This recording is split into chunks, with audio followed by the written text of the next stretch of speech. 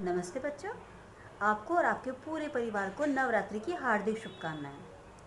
और आज का हमारा नया टॉपिक है पत्र लेखन। अच्छा बच्चों, आप लोग अपने फ़ोन का प्रयोग कब करते हैं? उसका इस्तेमाल आप कब करते हो? जब आपको अपने दोस्तों से बात करनी होती है या फिर उन्हें मैसेज करना होता है ना? और अभी तो हम लोग ऑनलाइन क्लास की वजह से फ़ोन का कुछ ज़्यादा ही इस्तेमाल कर रहे हैं। यहाँ तक कि इस वर्ष हमने अर्धवार्षिक परीक्षा भी फ़ोन के ज़रिए दी है। क्या कभी आप लोगों ने सोचा है कि अगर फ़ोन नहीं होते तो क्या होता? जैसे कि पुराने ज़मानों में पहले फ़ोन नहीं हुआ करते थे, है ना? तो वो लोग कैसे बात करते थे? पत्र के ज़रिए। तो जो हमारा आज का टॉपिक है पत्र लेखन किसे कहते हैं? हमें अपने सुख दुख, हमारी समस्याओं को जब हम एक कागज़ पर लिखते हैं और उन्हें किसी दूसरे व्यक्ति तक के पहुंचाते हैं, उसे पत्र लेखन कहते हैं। बच्चों, पत्रों के दो प्रकार होते हैं। एक होता है औपचारिक पत्र और दूसरा होता है अनौपचारिक पत्र। तो बच्चों, औपचारिक पत्र क्या है?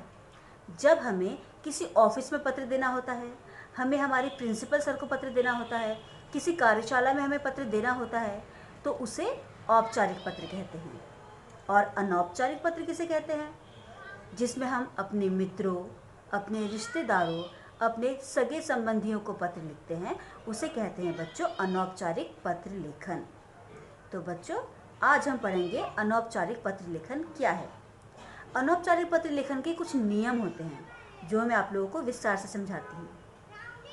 अनौपचारिक पत्र लिखते समय ध्यान देने वाली बातें। पहला है, पत्र की भाषा आसान, स्पष्ट तथा प्रभावी होनी चाहिए। वाक्य संक्षिप्त, छोटे लेकिन अर्थपूर्ण होने चाहिए। विराम चिन्हों का उचित प्रयोग करना चाहिए। लिखावट साफ व सुंदर होनी चाहिए। उचित संबोधन, अभिवादन, दिनांक और अपना नाम व पता लिखना चाहिए। इसके अलावा बच्चों, औपचारिक पत्र का जो प्रारूप होता है, जैसे कि आपको दिखाई दे रहा होगा, क्या होता है? जब हम पत्र लिखते हैं तो हमें कैसे लिखना चाहिए? सबसे पहले हमें ऊपर अपना एड्रेस मतलब हमारा पता लिखना होता है, भेजने वाले का पता। उसके बाद में हमें दिनांक लिखनी होती है। दिनांक लिखने के बाद में संबोधन मतलब आपका क्या रिश्ता है जिसको आप पत्र लिख रहे हो उससे। तो आप आदरणीय भी लिख सकते हैं, पूज्यनीय भी लिख सकते हैं, लेकिन अभी अगर वो आपसे छोटे हैं तो आप प्रिय मित्र, प्यारे आदि चीज़ें लिख सकते हैं।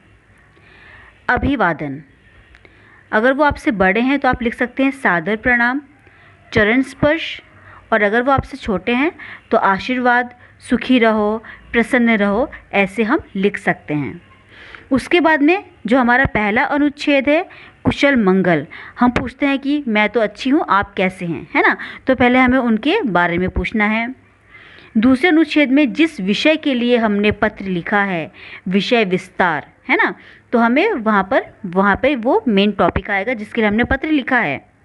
और उसके बाद में समापन, कैसे करते हैं समापन? बड़ों को सम्मान, नमस्ते और छोटों को प्यार, ये हो गया समापन। अब उसके बाद में आप क्या लिखोगे? संबंध, जिसको आप पत्र लिख रहे हो उससे आपका क्या संबंध है, और फिर आपका अपना नाम। अनौपचारिक पत्र का प्रारूप देखते हुए हमने यहाँ पर एक पत्र लिखा है।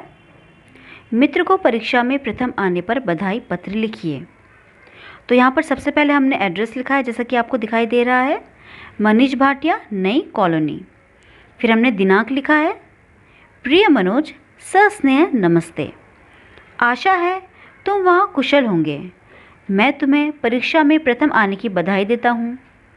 यह सुनकर हम सभी को बहुत प्रसन्नता हुई कि तुम्हें अपनी कक्षा में सबसे अधिक अंक मिले हैं और पुरस्कार भी मिला। हमें इस बात की खुशी है कि तुम्हारी मेहनत सफल हुई। आगे भी तुम इसी प्रकार सफलता प्राप्त करो।